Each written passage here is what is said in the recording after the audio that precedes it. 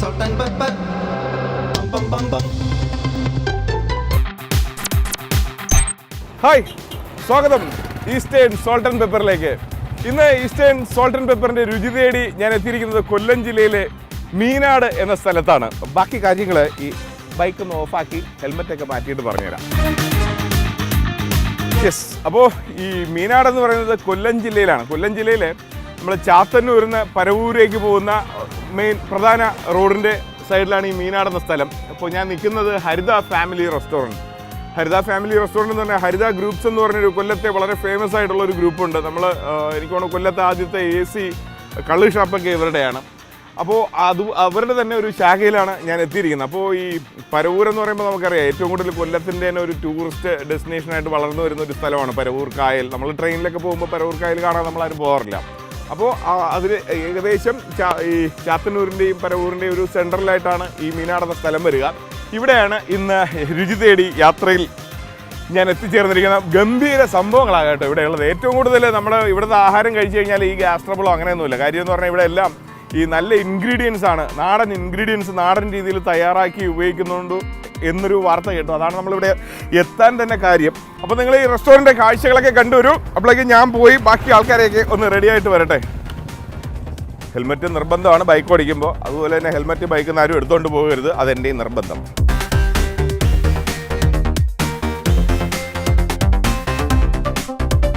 അപ്പോൾ എങ്ങനെയുണ്ടായിരുന്നു കാഴ്ചകൾ? ഇനി അമരക്കാഴ്ചകളിലേക്ക് പോവാം. ദേ നിൽക്കണു ഹരിത ഫാമിലി റെസ്റ്റോറൻറ്റിൻ്റെ അമരക്കാർ. ചേട്ടൻ്റെ പേര്? ഉല്ലാസ് കുമാർ. സാബു. അശോകൻ. അടിപൊളി. എങ്ങനെയാണ് നിങ്ങളുടെ ഈ ഒരു ഹോട്ടലിന്റെ ചരിത്രവും രുചിയൊക്കെ ഒന്ന് പറഞ്ഞുതരാമോ? ഇവിടെ തുടങ്ങിയിട്ട് നമ്മളെക്കാൾ കൂടുതലായിട്ട് സംസാരിക്കാൻ പറ്റുന്നത് അശോകൻ ചേട്ടനാണ്. അശോകൻ ചേട്ടാ, പറഞ്ഞുതരാമോ ഈ ഹരിത റെസ്റ്റോറന്റിനെ കുറിച്ച്? ഇവിടുത്തെ ഹരിത റെസ്റ്റോറൻറ്റ് നേരത്തെ ഒരു 34-35 വർഷത്തോളം ഞാനിവിടെ ഈ ഷാപ്പ് ആയിട്ട് ബന്ധപ്പോയി. ഇപ്പോൾ ഒരു 7-8 വർഷം കൊണ്ട് ഹരിത എന്നുള്ള ഒരു പേരിൽ നമ്മൾ നാമധേയം ചെയ്ത് മുമ്പോട്ട് ഞങ്ങളെ ഈ ഗ്രൂപ്പായിട്ട് ഈ ഷാപ്പ് ഒരു തൊഴിലാളി സമിതി എടുത്ത് ചാത്തന്നൂർ റേഞ്ചിൽ ഒരു തൊഴിലാളി സമിതി 4ാം ഗ്രൂപ്പ് തൊഴിലാളി സമിതി എടുത്ത് അത് കൂട്ടായ്മയായിട്ട് നമ്മൾ പ്രവർത്തിച്ച് മുമ്പോട്ട് ഇതൊരു നിലനിൽപ്പ് ഇങ്ങനെ നാട്ടിന് നല്ല ആഹാരം കൊടുത്ത് നമുക്ക് നിലനിൽപ്പായിട്ട് ഇത് മുമ്പോട്ട് കൊണ്ടുപോകണം എന്നുള്ള ആഗ്രഹത്തോടുകൂടി രാജനും ഞാനും ഞങ്ങളവിടെ ചേർന്ന് കൂട്ടായ്മ ഇത് വരുത്തിക്കൊണ്ട് മുമ്പോട്ട് പോയി. ഒരു വർഷം കൊണ്ട് നമ്മൾ അനിയന്മാർ 2 പേരും കൂടെ ചേർന്നുകൊണ്ട് ഞങ്ങളോട് സഹകരിച്ച് അവർ ഇതിൻ്റെ ഭക്ഷണം ഉണ്ടാക്കുന്ന രീതിയിലുള്ള എല്ലാ കാര്യങ്ങളിലുമായിട്ട് മുമ്പോട്ട് അതിൻ്റെ കംപ്ലീറ്റ് ഉത്തരവാദിത്വങ്ങൾ ഞാൻ ഏറ്റെടുത്തുകൊണ്ട് ഇത് കാര്യങ്ങൾ മുമ്പോട്ട് കൊണ്ടുപോവുകയാണ്. എന്തൊക്കെയാണ് ഇവിടുത്തെ ഭക്ഷണങ്ങളും പ്രത്യേകതകളും ഒക്കെ? പ്രത്യേകതകളെന്ന് പറഞ്ഞാൽ തലക്കറി, ബീഫ് റോസ്റ്റ് തുടങ്ങിയ ഐറ്റങ്ങൾ സ്പെഷ്യലായിട്ട് ഇവിടുന്ന് ആൾക്കാർക്ക് ഒരു പ്രത്യേകത കൂടി. ഇപ്പം പുറത്തു നിന്ന് ആൾക്കാർ ഈ ഐറ്റം തിരക്കി തന്നെ ഓർഡർ തന്ന് വരുന്നുണ്ട്. പിന്നെ ഒരുപാട് പുറത്തുനിന്ന് ഒരുപാട് ദൂര സ്ഥലങ്ങളിൽ നിന്ന് ഒരുപാട് പേര് വരുന്നുണ്ട്. കാര്യങ്ങൾക്ക് പ്രത്യേകമായിട്ട് തന്നെ വിളിച്ച് ഓർഡറുകളൊക്കെ ഇപ്പം വരുന്നുണ്ട്. പിന്നെ ഫാമിലിയുടെ പ്രത്യേക പരിഗണന ഒരുപാട് പേര് ഇങ്ങനെ വന്നിരുന്ന് കഴിക്കുന്നതിന് കുറച്ച് അസൗകര്യങ്ങൾ പറഞ്ഞു. അതിന്റെ പേരിലാണ് നമ്മളിങ്ങനെ ഒരു സാധാരണ എല്ലായിടത്തും ഓല കെട്ടിയ ഹട്ടൊക്കെയാണ്. ഇത് ആ പഴമയുടെ ഒരു പ്രതീകമായിട്ട് ഓടൊക്കെ നിങ്ങൾ തിരിച്ചു കൊണ്ടുവന്നത്. എത്ര മണിക്കാ തുടങ്ങുക? ബ്രേക്ക്ഫാസ്റ്റ് ഉണ്ട്. ബ്രേക്ക്ഫാസ്റ്റ് നമ്മൾ 8 മണിക്ക് തുടങ്ങും. ഇനി മുതൽ നാളെ മുതൽ 7 മണി തുടങ്ങാനുള്ള സംവിധാനം. എന്തായിരുന്നാലും ഒരു വലിയ കൂട്ടായ്മ, ഒരു ജനകീയ കൂട്ടായ്മയിൽ പോകുന്ന സ്ഥാപനമാണ് ഹരിത. ഹരിതയ്ക്ക് ഒരുപാട് ബ്രാഞ്ചുകൾ. അതിലെ ഒരു പ്രധാന ബ്രാഞ്ചിലാണ് ഞങ്ങൾ എത്തിയിരിക്കുന്നത്. എല്ലാവിധ ആശംസകളും നിങ്ങൾക്ക് നൽകുകയാണ്. ഇനി എനിക്ക് തിരിച്ചു നൽകാനായിട്ട് ഇവിടുത്തെ ഒരു ഷെഫിനെ ഞാൻ കുറച്ചു നേരത്തേക്ക് അങ്ങ് മാറ്റും. കുഴപ്പമുണ്ടോ ഇതിനിടയിൽ? ഇന്നത്തെ ദിവസം ഒരു പ്രശ്നമില്ല. അപ്പോൾ ഷെഫിന്റെ പേരെന്താണ്? ലീല ചേച്ചി. ഓക്കെ, ലീല ചേച്ചി, ഞാൻ കുറച്ചു നേരത്തേക്ക് ലീല ചേച്ചി അങ്ങോട്ട് മാറ്റുകയാണ്. അപ്പോൾ എനിക്ക് ഭയങ്കര ഇഷ്ടപ്പെട്ടു കേട്ടോ ഈ ഒരു നിങ്ങളുടെ ഈ ഒരു പുതിയ രീതിയിലുള്ളൊരു ഹട്ട്. പുതിയതല്ല, പഴമയുടെ പുതുമയോടെ അവതരിപ്പിച്ചിരിക്കുന്ന ഈ ഒരു ഹട്ട്. അപ്പോൾ ഇതിന്റെ മുന്നിൽ തന്നെ ഞാൻ പാചകം അങ്ങ് സെറ്റ് ചെയ്യാൻ പോവുകയാണ്. ആയിക്കോട്ടെ, ഓക്കെ, അടിപൊളി. അപ്പോൾ ഇതിന്റെ മുന്നിൽ തന്നെ ഞാൻ എത്രയും പെട്ടെന്ന് സ്റ്റവ് ഒക്കെ സെറ്റ് ചെയ്ത് നമ്മുടെ ലീല ചേച്ചിയായിട്ട് ഇതാ വരികയാണ്. വെയിറ്റ് ചെയ്തോളൂ. അപ്പോൾ നമുക്കിനി ഇന്നത്തെ പ്രധാന വിഭവത്തിലേക്ക് പോകാം. ഇതാണ് നമ്മുടെ ഷെഫ്. അമ്മയുടെ പേരെന്താണ്? ലീല. ഇത് ഒറ്റയ്ക്ക് 2 പേരും ഇവിടെ ഉണ്ടെന്ന് തോന്നുന്നല്ലേ? നമ്മുടെ ഹസ്ബൻഡ് ഇവിടെ ഉണ്ട്. രണ്ടുപേരും കൂടെ ചേർന്നാണ് ഇവിടുത്തെ പാചകം. അപ്പോൾ ഇനി ബാക്കി വിശേഷങ്ങളൊക്കെ നമുക്ക് കാണാം. അപ്പോൾ നമുക്ക് ഇന്ന് എന്താ ഉണ്ടാക്കാൻ പോണേ? ഇന്ന് നമ്മള് തലക്കറി, തേങ്ങാപ്പാൽ തലക്കറി. തേങ്ങാപ്പാൽ തലക്കറി ഇതൊരു നാടൻ വിഭവമാണ് കേട്ടോ. നമ്മുടെ ഇവിടുത്തെ കൊല്ലത്തിന്റെ ഒരു നാടൻ, അതായത് വീട്ടിലൊക്കെ ഉണ്ടാക്കുന്ന അതേ രീതിയിൽ തന്നെയാണ് ഉണ്ടാക്കാൻ പോകുന്നത്. അതൊക്കെ നമുക്ക് കാണാൻ പറ്റും. ഞാൻ ചുമ്മാ ഇങ്ങനെ പറഞ്ഞറിയിക്കുന്നതിനേക്കാൾ നിങ്ങൾ കണ്ടറിഞ്ഞോളൂ. അപ്പൊ നമുക്ക് എന്തൊക്കെയാ ഈ തലക്കറി? നമ്മൾ നെയ്മീൻ തലയല്ലേ? നെമ്മീൻ തല. അതാവുമ്പോ മുള്ളു വരെ അടിച്ചു വിടാം അല്ലേ? മുള്ളു വരെ തന്നെ. അടിപൊളി. അപ്പൊ എന്തൊക്കെയാ ഇതിന് വേണ്ടുന്ന ഇൻഗ്രീഡിയൻസ്? ഇതിന് വേണ്ടുന്നത് മല്ലിപ്പൊടി, തേങ്ങ വറുത്തരച്ചത്, കറിവേപ്പില, പച്ചമുളക്, കടുക്, മുളക് പൊടി, കറി മസാല, ഉപ്പ്, ഇഞ്ചിയും പച്ചമുളകും ചതച്ചത്, കൊച്ചുള്ളി ചതച്ചത് അരച്ചത്, പുളി പിഴിഞ്ഞത്, കുരുമുളക് പൊടി, ഉലുവാപ്പൊടി, തക്കാളി അടിച്ചത്, മഞ്ഞൾപ്പൊടി, തേങ്ങാപ്പാൽ, വടക്കംപുളി, എണ്ണ, ഇത്രയും ഐറ്റം. അടിപൊളി. ഇത്രയും വേണം. പിന്നെ കുറച്ച് വെള്ളവും. പിന്നെ നമ്മുടെ ഗംഭീരമായിട്ടുള്ള ഒരു നെയ്മീന്റെ തലയും വേണം. ഒരു മുഴുത്ത തല തന്നെ ഇരിപ്പുണ്ട്. ഇതൊന്ന് പുഴുങ്ങി വെച്ചിരിക്കുകയാണല്ലേ? ഇത് പുഴുങ്ങുന്നതിനകത്ത് നമ്മൾ മഞ്ഞൾപ്പൊടി, ഉപ്പ്, പിഴിപുളിയും കൂടെ ചേർത്ത് പുഴുങ്ങും. നമ്മുടെ നാടൻ പുളി അതും കൂടെ ചേർത്താണ് നമ്മൾ പുഴുങ്ങി വെക്കുന്നത്. ഓക്കെ, ജസ്റ്റ് ഒന്ന് പുഴുങ്ങി വെച്ചിരിക്കുകയാണ്. കാരണം ഇവിടെ ഒരു റെസ്റ്റോറൻ്റ് ആകുമ്പോഴേക്കും ആവശ്യക്കാർ പെട്ടെന്ന് വരും. അപ്പോഴേക്കും പിന്നെ അതിനെ ഒന്ന് വീണ്ടും എടുത്തിട്ട് വേവിച്ച് സമയം കളയണ്ടല്ലോ, പെട്ടെന്ന് തന്നെ കഴിക്കാൻ പറ്റും. അതുകൊണ്ടാണ് പുഴുങ്ങി വെച്ചിരിക്കുന്നത്. ഓക്കെ, എന്നാൽ പിന്നെ നമുക്ക് അടുപ്പ് കത്തിച്ച് അങ്ങ് തുടങ്ങാം അല്ലേ?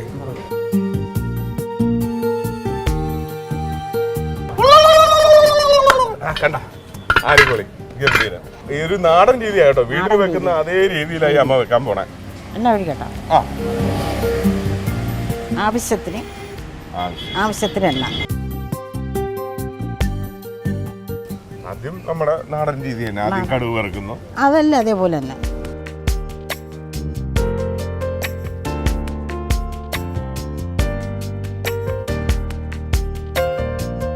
കടുക് പൊട്ടി തുടങ്ങി.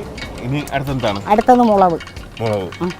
കണ്ട, ഭയങ്കര ഒരു ശ്രദ്ധ കണ്ടായിരുന്നു. അങ്ങനെ അറ്റൻഷൻ ആയിട്ട് എന്നിട്ട് നൈസായിട്ട് എടുത്ത് കേടുകയാണ്. മുളക് എത്ര? 4-5 മുളക്. 4-5 മുളക് അതിനകത്തോട്ട് ഇട്ടു. കറിവേപ്പില ആവശ്യത്തിന്. പച്ചമുളക് ആവശ്യത്തിന്. പച്ചമുളകിന് 2 മുറിച്ചിട്ടുണ്ട്. 2-3 മുറിച്ചിട്ടിട്ടുണ്ട്. അടുത്തത് ഇഞ്ചി, പച്ചമുളക്. ഇഞ്ചിയും വെളുത്തുള്ളിയും ചതച്ചത് ആവശ്യത്തിന്. ഇത് നിറച്ചിട്ട് കേട്ടോ. ഇല്ല. അപ്പൊ ഒരു 2 സ്പൂൺ ഇട്ടു ഇഞ്ചിയും വെളുത്തുള്ളിയും ചതച്ചത്. അതിന്റെ ഒരു മണവും ഗംഭീരമായിട്ടുണ്ട് കേട്ടോ. നല്ല മണം. കൊച്ചുള്ളി ചതച്ചത് അതും എത്ര സ്പൂൺ പറയട്ടെ? ഞാൻ 2. ദൈവമേ, എല്ലാം വെള്ളക്കണക്കൊക്കെ പറയാം. 2 സ്പൂൺ 3 സ്പൂണൊക്കെ ഇട്ടിട്ടുണ്ട്. നമ്മൾ ഉണ്ടാക്കാതിരിക്കാനല്ലേ? എനിക്കറിയാം. ഇത് കണ്ടിട്ട് വേറെ ഹോട്ടലുകാർ ഇതൊക്കെ ഉണ്ടാക്കി കറക്റ്റ് രുചിയിൽ പോകാതിരിക്കാൻ വേണ്ടി അളവൊക്കെ കുറച്ച് പറയാണ്. ഇപ്പൊ ചേർന്നത് തക്കാളി പ്യൂരി.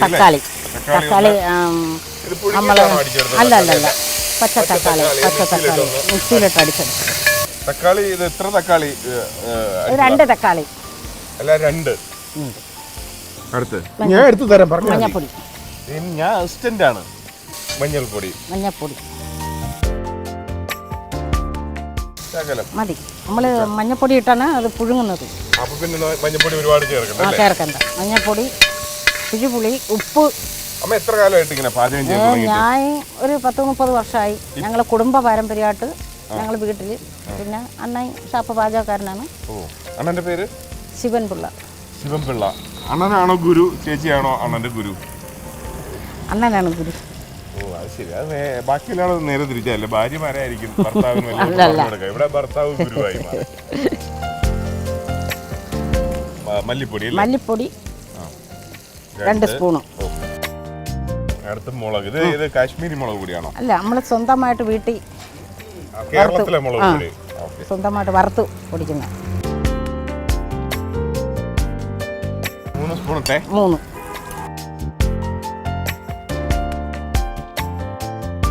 വേറെ എന്തൊക്കെയാണ് ഇവിടുത്തെ കൊതിയൂറുന്ന വിഭവങ്ങളൊക്കെ? കണവയുണ്ട്, കല്ലുമേക്കായുണ്ട്, ഞണ്ടുണ്ട്, കൊഞ്ചുണ്ട്, വടക്കപ്പുളി, പിഴിപുളി, നമ്മുടെ കുടംപുളി. അത് 2. ഒരു വലുതാണെങ്കിൽ 1 മതി. പിഴിപുളി ആവശ്യത്തിന്. നല്ല കട്ടിക്ക് പിഴിഞ്ഞ് അച്ചാറാക്കി വെച്ചിരിക്കുകയാണ്. ഒരു 2 സ്പൂൺ ചേർന്നു. ആവശ്യത്തിനാണ് നമ്മുടെ ആവശ്യം പോലെ. ഇത് ഒരുപാട് കൂടി കഴിഞ്ഞ് കഴിഞ്ഞാൽ കൊള്ളത്തില്ല. അത് മാത്രമല്ല കാലിലൊക്കെ രാത്രി ആകുമ്പോൾ പുകച്ചിലൊക്കെ വരും. മസാലപ്പൊടി, കുരുമുളക് അത് ആവശ്യത്തിന്. തലക്കറിക്കാകുമ്പോൾ ഒരു ശാലം കൂടെ കൂടുതലിടാം തലക്കറിക്ക്. പിന്നെ ഉലുവാപ്പൊടി.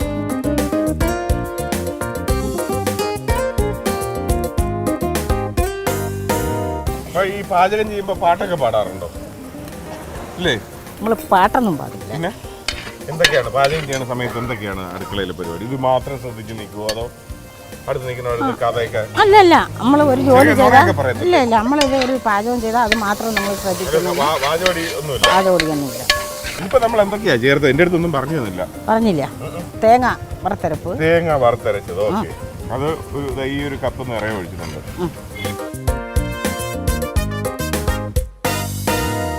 ഈ കറി കണ്ടുപിടിച്ചത് ഇങ്ങനെ ഈ പാൽ ചേർത്ത തലക്കറി ഞങ്ങൾ വീട്ടിൽ വെച്ചിട്ടുണ്ട്.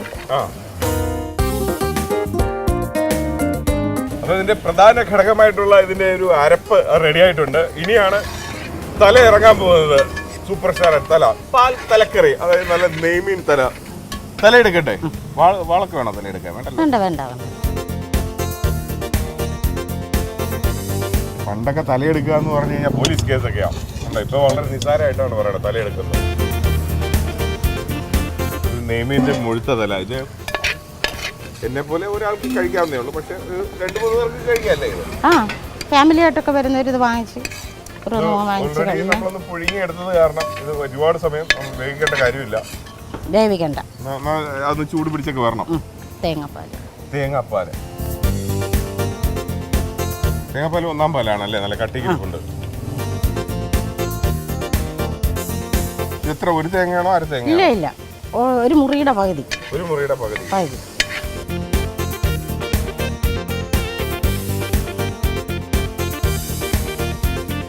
ഇത്ര സിമ്പിൾ ആണല്ലേ തലക്കറി ഉണ്ടാക്കാൻ? തലക്കറി എളുപ്പമാണ്. അതായത് നമ്മൾ ഒരു നെയ്മീന്റെ തല എവിടെ നിന്നും കിട്ടുകയാണെങ്കിലും കിട്ടിയ പാടെ അതിനെ അങ്ങ് പുഴുങ്ങി അതേ ഉള്ളു പാട് കയറ്റി അങ്ങ് വെച്ചേക്കുക. രാവിലെ വലിയ ഗമയിൽ ഈ പറയും പോലെ ഇത്രയും ചെയ്ത് നമുക്ക് ഗംഭീരമായിട്ട് അതിഥികൾക്ക് വിളമ്പാം.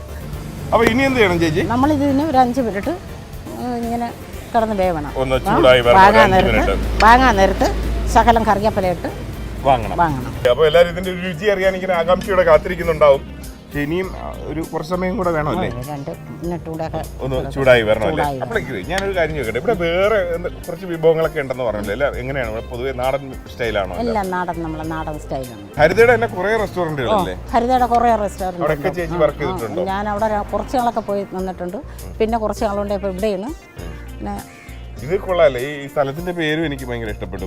മീനാട്. അതിലും മീനും ആടും കൂടെ ചേർന്നിട്ട് ഒരു ഭക്ഷണത്തിന്റെ പേര് തന്നെ ഈ സ്ഥലത്തിനും ഉണ്ട്, മീനാട്. അപ്പൊ ഇനി ഞാനിതൊന്ന് പരീക്ഷിക്കാൻ വേണ്ടി റെഡിയായി നിന്ന്. എന്തായി? ചൂടായോ? അത് ചൂടായി. ഇനി നമുക്ക് ഇച്ചിരി വെളിച്ചെണ്ണ ഒഴിക്കണം, ഇച്ചിരി കറിവേപ്പില ഇടണം. അതൊക്കെ ചെയ്യാം. അവസാനം ഒരു അലങ്കാരം എന്നോണം കുറച്ച് കറിവേപ്പില, കുറച്ച് വെളിച്ചെണ്ണയും. ഇനി ഈ പാത്രം വേണ്ടേ? വേണം.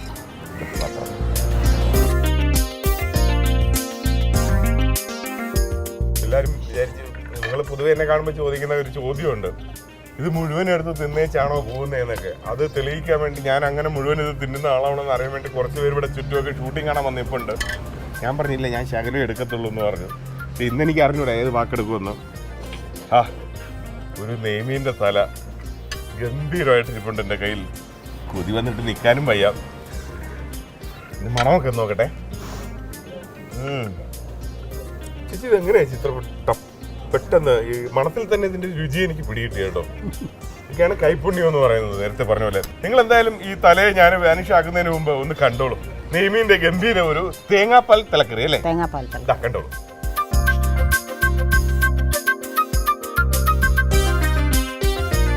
അപ്പൊ ഇനി സ്പൂൺ വെച്ച് എടുക്കുന്നതിനേക്കാളും അതിനെ ആക്രമിക്കുന്നതായിരിക്കും നല്ലത്.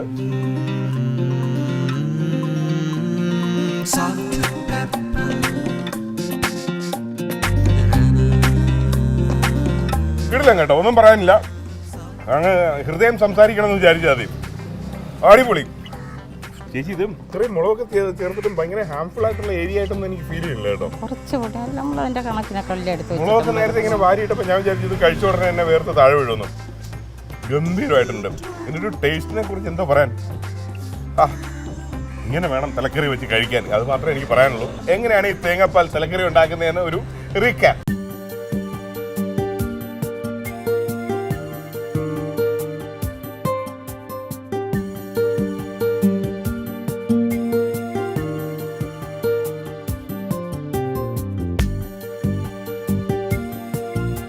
അതിൻ്റെ ഒരു ഇഷ്ടം എപ്പോഴും എൻ്റെ ഉള്ളിൽ തന്നെ ഇങ്ങനെ നിൽക്കുകയാണ്.